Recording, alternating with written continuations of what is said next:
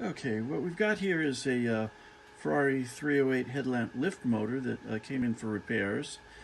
And we've gone through it and actually cleaned the commutator inside the clock motor in its head.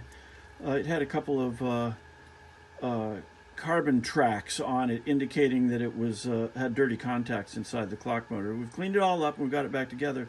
Now we have the unit hooked up through a power supply at about 12 volts roughly.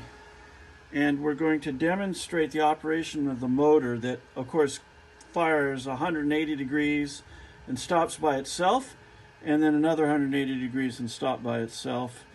We're firing this through the diodes to prove function. So we got power hooked up and everything. Matt, go ahead and supply power to... Okay, and now you can remove your probe. And you can see that it went 180 degrees and stopped. Now go to the down side and remove your probe.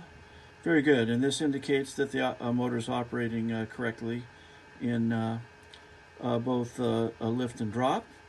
And we're packing this thing up and shipping it back. So thank you very much.